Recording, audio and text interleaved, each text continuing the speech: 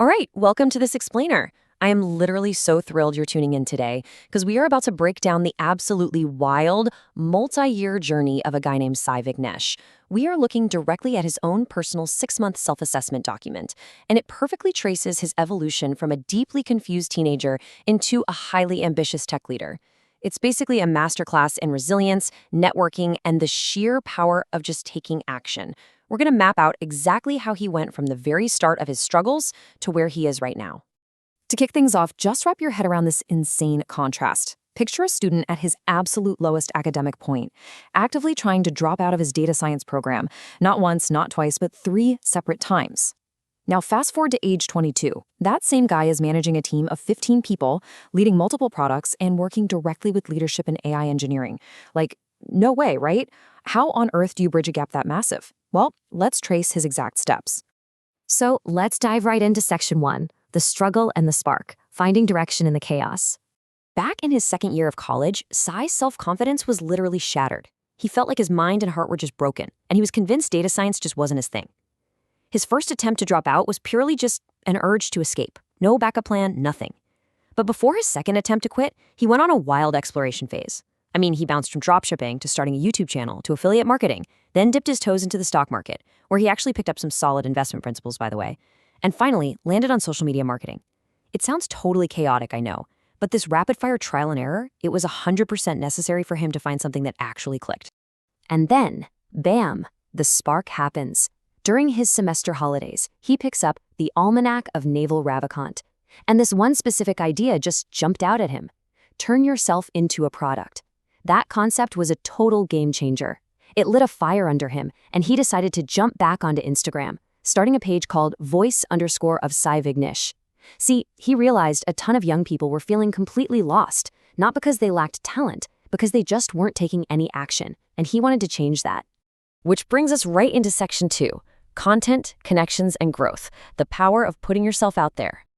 Okay, get ready for the ultimate domino effect of networking. Sai actually grew that new Instagram page to 3,000 followers in just a single month, which proved he had some serious chops for social media marketing. But here's where it gets crazy. On his birthday, he randomly visits a temple with his parents and bumps into a YouTuber he really looks up to, Rahul M. He snaps a photo, makes a quick video about the encounter, and posts it. Well, a thumbnail designer named Danush sees the video, loves it, and shares it with Rahul's network. Just 2 days later, Danush messages Sai saying another huge creator, Navin HR, wants to chat. Sai hops on a Google Meet, analyzes Navin's Instagram, pitches him with a whole PowerPoint, and literally just a few slides in, Navin hires him on the spot. From one random temple visit, Sai eventually ended up managing a team of 10 to 15 people for Navin and growing his account to over 100K followers. But you know, he didn't just stop there. While working with Navin, he landed this dream gig at a company called #. And he didn't just apply normally. He crushed a massive 30 to 40 page competitor analysis right in the middle of his college exams just to get the interview. He gets hired, joins the core team alongside his best friend Pranav, and they go all in. I want you to focus on the sheer intensity of this number. 12. 12 hours a day, 7 days a week, 0 weekends, just grinding through research, scripting, client strategy, and growth. He deliberately chose the brutal, hard work over chilling on his weekends. But, as things often go, the universe had a different plan. Let's look at section 3, the pivot to tech, embracing AI. So at this point, Sai is actually ready to drop out of college for a 3rd time, just so he can stay at #. His dad even showed up to the campus to sign the dropout papers. But 2 of his professors saw his potential and talked his dad into keeping him enrolled. With a super heavy heart, Sai had to leave #, to do this mandatory college internship at a place called SkySecure. Now, he got this gig through a referral, and honestly, he absolutely hated that. He wanted to earn his spot. So to prove himself, he threw himself headfirst into learning Microsoft Fabric, Power BI, and AI automation. He leaned hard on that famous Alex Hormozy quote, "You don't fall in love until you get good at it, and you get good at something by sucking at it first."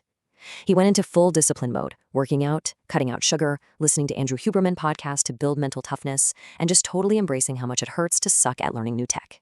And here is the absolute crucial takeaway. As he transitioned to full-time at SkySecure in Bangalore, taking on real DevOps and AI engineering projects, he had this massive realization. When he eventually went back to take his final college exams, subjects like data warehousing and data mining felt like an absolute breeze. Why? Because actually doing the work in the real world compounds infinitely faster than just reading about it in a textbook. He had already built these systems. Solving actual messy real-world problems rocketed him into a leadership spot, where at just 22 years old, he's mentoring others and presenting to senior executives, which tees up a massively important piece of the puzzle. Section 4, Mentorship and Environments, Ambitious Builders. So while he's mastering all this tech, Sai is also building a medical AI healthcare project called MRIA with his buddies Harish and Kaif. Through a connection with a mentor he calls Rajulan Anna, he suddenly gets access to this whole new ecosystem of doctors, founders, and investors. And the lessons he pulled from these conversations are pure gold. Number 1, opportunities come to those who ask. He literally only got this mentorship because he had the guts to initiate the conversation. Number 2, reality is the ultimate judge of every single idea. When real doctors started poking holes in his AI project, he quickly realized that ideas usually don't fail because the tech is bad. They fail because of bad economics, mismatched incentives, and real-world constraints. And number 3, environments shape people. He realized he didn't need yet another online course. He needed to be the least experienced person in a room full of ambitious, heavy-hitting builders. All of this, the chaotic trials, the grueling 12-hour days, the forced pivots, the reality checks for mentors, it all crystallized into a totally new operating system for him. That brings us to Section 5, the philosophy of leverage, designing the future. Just look at the insane evolution of his mindset over a span of basically 4 years. At 18, he was totally lost, frantically searching for direction, jumping from dropshipping to whatever else. At 21, he was searching for confidence, grinding to prove he could master complex AI tools.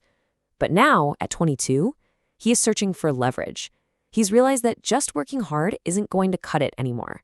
You have to stack your hard work with the right environment, the right network, distribution, and timing. He wants to pour his energy into opportunities that will naturally compound over time. But you know what I absolutely love about this? Despite all that intense, cutthroat ambition, the things that keep him grounded are so beautifully simple. At the end of the day, his ultimate goals are just a calm mind, a strong body, and a house full of love. It hits the nail right on the head. You can chase massive growth, you can embrace the struggle, and you can build incredible leverage, all without sacrificing the core human stuff that actually makes life worth living. As we wrap up this explainer on Sai Vignesh's journey, I really want to leave you with this one final provocative thought from his own reflections. He realized that his biggest breakthroughs never, ever came from a place of certainty. They always came from taking action way before he felt ready. So, I gotta ask you, are you choosing the hard paths necessary to build the exact life you want? Or are you just sitting around, waiting for comfort to become your destination? Take a hard look at your environment, find your leverage, and make a move. Thanks so much for hanging out with me today, and keep learning.